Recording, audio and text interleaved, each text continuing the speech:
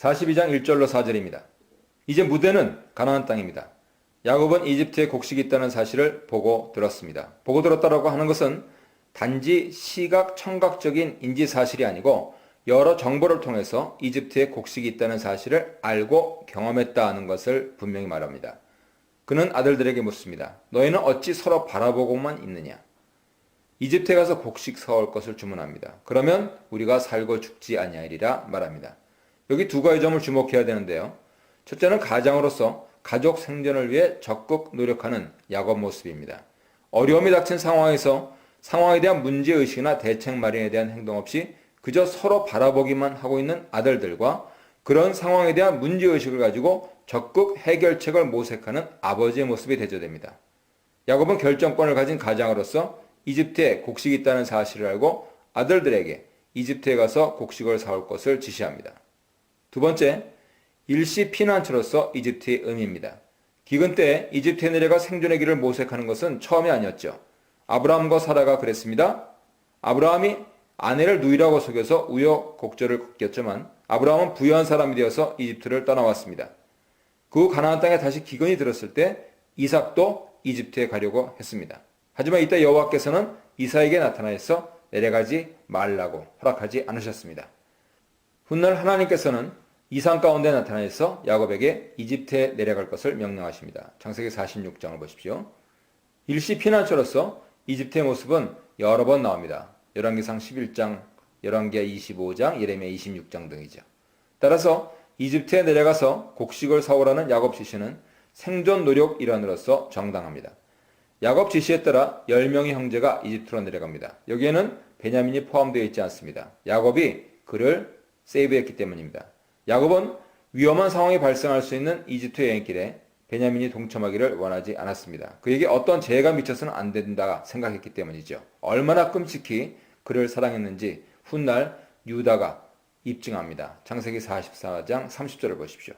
이전에 요셉에게 한 것처럼 베냐민을 특별 대우하고 있습니다. 여기서 흥미롭게 주목할 점은 형제들의 반응입니다. 이전에 요셉에게 미움과 시기로 반응했던 형제들이 이제는 베냐민에 대해서는 어떻게 할 것인가 귀추가 주목되는 내용이죠. 5절로 17절입니다. 5절은 41장 57절과 연결돼서 등장합니다. 요셉 형제들이 이집트의 곡식을 사러 온 무리 가운데 있었습니다. 요셉 형제들은 이집트에 가서 요셉을 만납니다. 요셉은 이집트 2인자로서 막강한 권력을 가진 총리였고 동시에 죽음의 기근에서 벗어나게 하기 위해 양식을 파는 공급자로서 그들 앞에 서 있습니다. 그들은 요셉을 만나 땅에 엎드려 절했습니다. 요셉의 꿈이 그대로 이루어지는 장면이죠. 요셉은 형들을 만났을 때 그들이 누구인가를 알아보았으나 모르는 채 했습니다. 그리고 엄한 소리, 카쇼트로 그들에게 물었습니다. 이러한 엄한 소리는 형제들이 야곱에게 이집트에서의 일을 보고할 때 다시 한번 분명히 언급됩니다. 42장 30절을 보세요. 이를 통해 그들이 요셉 앞에서 얼마나 큰 두려움, 위험을 느꼈는지 알 수 있습니다. 요셉이 너희가 어디에서 왔느냐 묻자 그들은 양식을 사러 가나안 땅에서 왔다 대답합니다. 요셉은 형들을 알아보았지만 그들은 요셉을 알아보지 못했다 하는 사실이 다시 한번 강조되죠. 요셉은 꿈을 기억하고 묻습니다. 여기에서 그들에게 라고 번역된 히브리어 표현은 라햄인데요. 전치사 레가 무엇에 대해라고 개역개정에는 번역됐습니다만 여러 가지 의미가 있는 전치사죠. 특별히 이 부분을 이익 또는 관심의 역격으로 이해해서 그들을 위하여 꾼 꿈이라 이렇게 해석할 수도 있습니다. 요셉의 꾼 꿈은 결국 형제들을 위한 꿈이었다는 것이죠. 이 시점에서 요셉은 자신의 꿈의 의미를 새롭게 기억합니다. 형제들을 위한 요셉의 꿈을 이루기 위해서는 하지만 형제들이 겪어야 할 과정, 대가가 있었습니다. 그들은 자신들이 저질렀던 과거 행동을 다시 돌아보고 변화된 모습을 보여야 했습니다. 그래서 요셉은 그들이 형들인 줄 알면서도 매몰차게 몰아붙입니다. 너희는 정탐꾼이다. 이 나라의 틈을 엿보러 왔다. 여기에서 요셉은 형들에게 이집트에 숨겨진 부분, 즉 목축하기에 좋은 곳을 찾아내어 그곳에 자리 잡으려 했다고 추궁합니다. 이때 형들은 변명합니다. 자신들은 양식을 사러 왔고 한 사람의 아들들로서 확실한 자들이라고 말합니다. 정직하고 진실한 사람들이라는 뜻입니다. 하지만 요셉은 아니다. 너희가 이 나라 틈을 엿보러 왔다 말하면서 다시금 형들을 압박합니다. 형들은 자신의 진정성을 드러내기 위해서 자신들의 가족 상황을 더욱 상세하게 설명합니다. 자신들은 가나안 땅에 있는 한 사람 아들들로서 본래 12형제였지만 막내는 아버지와 있고 다른 한 사람은 더 이상 있지 않다고 말합니다. 이를 통해 요셉의 형들은 자신들의 가족 상황을 있는 그대로 드러내야 했고 동시에 자신들이 알고 있는 사실이 전부가 아님을 알아야 했습니다. 그들은 한 사람이 없다고 말하고 있지만 사실은 그들 앞에 그 한 사람이 있습니다. 요셉은 여기에서 그치지 않고 더욱 형들을 몰아세웁니다. 형들이 말하는 바가 자신들이 정탐꾼임을 드러낸다는 것입니다. 요셉은 그들이 말한 막내 동생을 데려와 입증하지 않으면 그곳으로부터 나가지 못할 것이라 엎어놓습니다. 나머지 형제들은 그곳에 갇혀있고 한 사람만 가서 막내를 데려오라 말합니다. 그렇지 않으면 맹세컨대 너희는 스파이다 라고 말합니다. 그렇게 해서 그들은 우선 요셉의 집에 3일 동안 갇혀있게 됩니다. 이제 요셉은 형들을 엄중한 시험 무대에 올려놓습니다. 요셉의 형들은 자신의 말이 진실임을 증명하기 위해서 야곱에게는 생명과 같은 막내 베냐민을 데려와야 했습니다. 빠져나갈 아무런 방도가 없었습니다. 요셉은 형들에게 권력자의 횡포를 경험하고 탈출구 없는 상황을 만들어서 그들의 진실을 드러내려 했습니다. 그러기 위해서 우선 그들을 3일 동안, 그들은 3일 동안 갇혀 있어야 했습니다. 그들은 요셉이 해야 했던 삶의 경험을 부분적으로 맛보았습니다. 18절부터 20절입니다. 사흘이 지나자 요셉은 자신이 하나님을 경외하는 사람이라고 소개합니다. 형들에게 어떻게 하면 생명을 보존할 수 있는지 대안을 제시합니다. 그들이 정직하고 진실한 자들이라면 한 사람만 남아서 인질이 되고 나머지는 곡식을 가지고 가족에게로 가서 굶주림을 구하고 막내 아우를 데려오라 하는 것이었습니다. 그렇게 해야 그들 말이 진실임이 입증되고 그들이 죽지 않고 살 것이라고 말했습니다. 이런 조치는 요셉이 형들을 시험하는 것이었는데 궁극적인 목적은 가족들을 구하고 아우 베냐민을 만나는 것이었습니다. 하지만 이 대안은 형들을 더욱 난처하게 만들었습니다.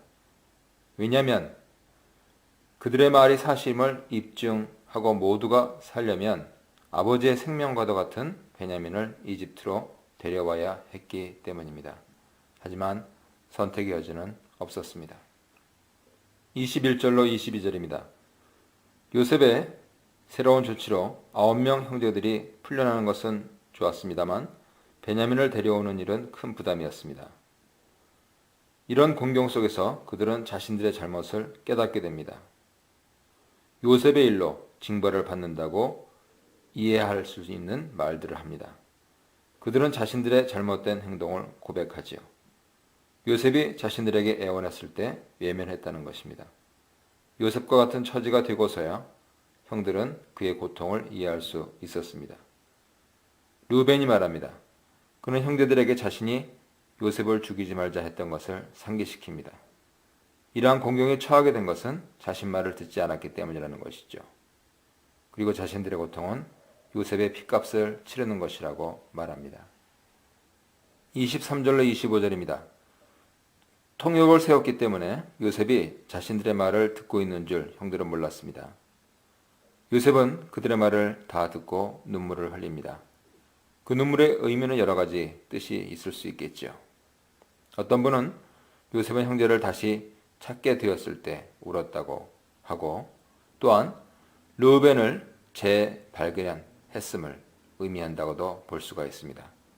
요셉은 형들의 대화를 통해서 지난날 형들이 자신에게 어떻게 행동했는가 생생히 기억해낼 수 있었습니다. 그리고 자신은 몰랐지만 르우벤이 자신에 대해 어떤 행동을 했는가 하는 것을 새롭게 알게 되었습니다. 르우벤만이 형들의 행동을 저지하려 했다는 그 사실을 말이죠. 요셉은 마음을 추스르고 다시 형제들에게 와서 다음 조치를 취합니다. 그들 가운데 시몬을 끌어내서 그들 앞에서 인질 결박하게 하지요. 그리고 신하들에게 명해서 곡식을 그릇에 채우고 돈도 다시 자루에 넣어주고 돌아가는 길에 먹을 양식까지 챙겨주었습니다. 먼 길 가는 자식 떠나보내는 부모처럼 요셉은 형들을 돌보아 주었습니다. 26절로 34절입니다.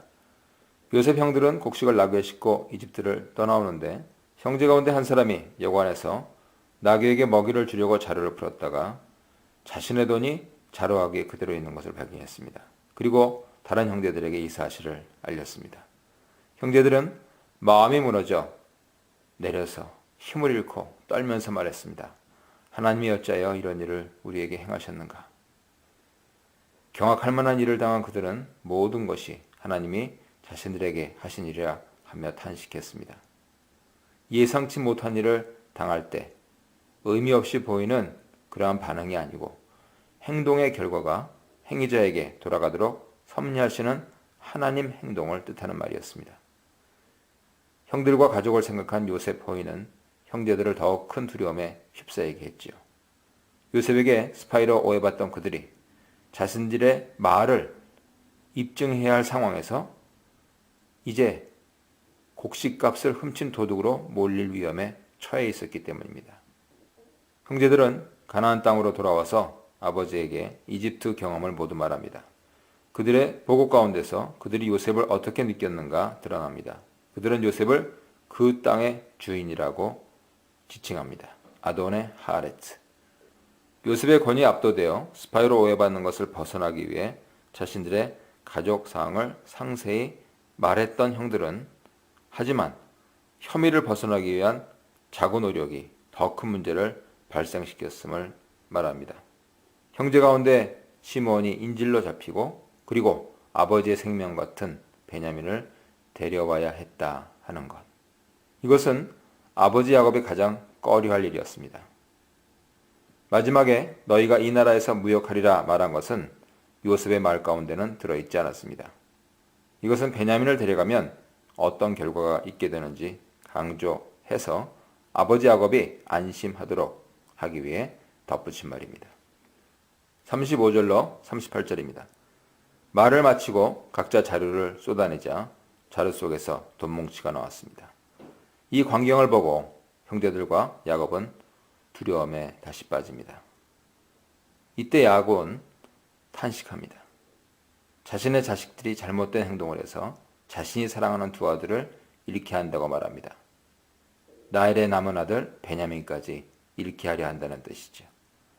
그러자 르우벤이 나섭니다. 위기 순간에 마청 모습을 보여줍니다. 만약 베냐민을 다시 데려오지 못한다면 자신의 두 아들을 죽이라는 놀라운 제안을 합니다. 아버지의 두 아들과 자신의 두 아들을 맞바꾸겠다는 말이죠. 이전보다 더 적극적으로 행동하는 르우벤 모습입니다. 하지만 야곱은 제안을 거절합니다. 다시금 야곱은 베냐민을 내 아들이라 지칭합니다. 여기서 다시 한번 그의 편애가 드러나죠. 만약 베냐민에게 어떤 재해라도 미친다면 자신은 백발로 수월에 내려가게 될 것이라고 말합니다. 베냐민의 죽음은 자신에게 삶의 의미와 의욕을 빼앗아 가버릴 것이라는 말이죠. 이것은 요셉을 잃었을 때 보였던 반응을 떠올리게 합니다. 이처럼 베냐민은 요셉이 없어진 상황에서 야곱에게 요셉의 가치를 지녔습니다.